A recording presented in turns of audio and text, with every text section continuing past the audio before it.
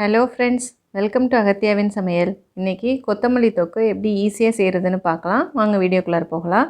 நான் நாட்டு கொத்தமல்லி எடுத்திருக்கேன். இது ரொம்ப சின்னதாக இருக்குங்க. இலையெல்லாம் நல்ல வாசமும் அதிகமாக இருக்கும். பாருங்கள், அந்த தண்டும் உங்களுக்கு ரொம்ப மெலிசாவே இருக்கும். இந்த மாதிரி நான் 2 கட்டு கொத்தமல்லி எடுத்து நல்லா க்ளீன் பண்ணி எடுத்து வச்சுருக்கேன்.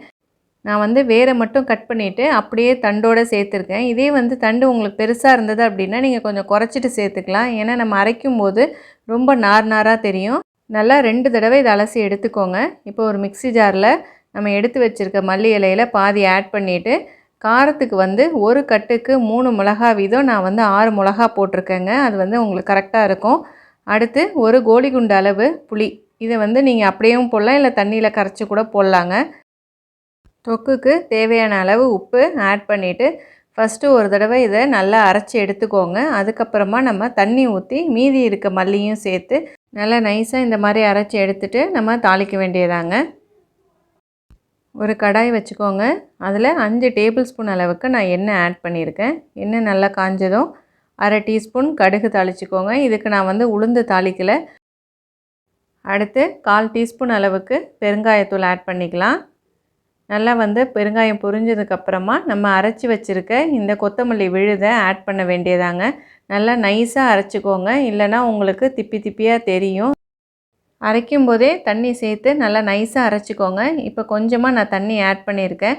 நிறைய தண்ணி ஆட் பண்ணிட்டீங்க அப்படின்னா கொதித்து வரத்துக்கு ரொம்ப லேட் ஆகும். பாருங்கள், எண்ணெயில் நம்ம விழுதை போட்டோன்னே அதோட கலர் சேஞ்ச் ஆகிடுச்சு பாருங்கள்.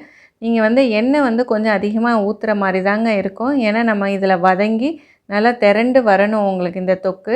நீங்கள் ஸ்டோர் பண்ணி வச்சு சாப்பிட்றதுக்கும் அப்போ தான் உங்களுக்கு வீணாக போகாமல் இருக்கும். நம்ம ஊற்றின எண்ணெய் எல்லாத்தையுமே உள்ளார இழுத்துருச்சு பாருங்கள். ஒரு 2 நிமிஷத்துக்கு இதை வதக்கி விட்டு கொதி வரட்டும்.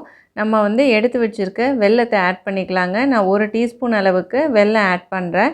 இப்போ இதை நல்லா கரைச்சி விட்டுருங்க. இது உங்களுக்கு ஆப்ஷனல் தான். உங்களுக்கு இனிப்பு இதில் இருந்தால் தான் நல்லா இருக்கும். உங்களுக்கு பிடிக்கல அப்படின்னா நீங்கள் இந்த ஸ்டெப்பை ஸ்கிப் பண்ணிடலாம். இப்போ இதை நல்லா கரைச்சி விட்டுருங்க. நம்ம இனிப்பு சேர்த்துருக்கிறதுனால நீங்கள் அந்த புளிப்பு உப்பெல்லாம் கரெக்டாக இருக்கான்னு இப்போ செக் பண்ணிக்கலாங்க. அப்படியே புளிப்பு பத்தலைன்னா கொஞ்சமாக நீங்கள் புளியை கரைச்சி ஆட் பண்ணிக்கலாம். இப்போ இதை மூடி போட்டு நல்லா ஒரு 5 நிமிஷத்துக்கு கொதிக்க விடணுங்க. நடுவில் ஒரு தடவை கிளறி விட்டு நல்லா கொதிக்க விடுங்க. பாருங்கள், நல்லா எண்ணெய் பிரிஞ்சு கலரும் எந்த அளவுக்கு மாறி இருக்குது அப்படின்னு. நல்லா க்ரீனாக அரைச்சி ஊற்றணும். நல்லா இந்த தொக்கு வதங்க அதோட நிறமும் நல்லா மாறிடுச்சு. இன்னும் ஒரு நிமிஷத்துக்கு ஃப்ளேமை நம்ம இன்க்ரீஸ் பண்ணிவிட்டு நல்லா இதை வதக்கி விடணுங்க. அப்போ தான் இதெல்லாம் ஒன்று சேர்ந்து நல்லா திரண்டு வந்துடும். இது நீங்கள் இட்லி, தோசை, சாதத்துக்கு எல்லாத்துக்குமே இது ஒரு சூப்பரான காம்பினேஷனாக இருக்குங்க. அதுவும் முக்கியமாக தயிர் சாதத்தோடு நம்ம சேர்த்து சாப்பிடும்போது நல்லா இனிப்பு, புளிப்பு, காரத்துக்கு நல்லா தயிர் சாதம் இறங்குங்க. பாருங்கள், முன்னைய விட இப்போ நல்லா திக்காகிடுச்சு. அவ்வளோதாங்க, சூப்பரான கொத்தமல்லி தொக்கு ரெடி ஆகிடுச்சு. இந்த ரெசிபியை நீங்களும் மறக்காமல் உங்கள் வீட்டில் ட்ரை பண்ணி பாருங்கள். இந்த வீடியோ உங்களுக்கு பிடிச்சிருந்ததுன்னா என்னோடய சேனலை லைக் பண்ணுங்கள், ஷேர் பண்ணுங்கள், சப்ஸ்கிரைப் பண்ணுங்கள்.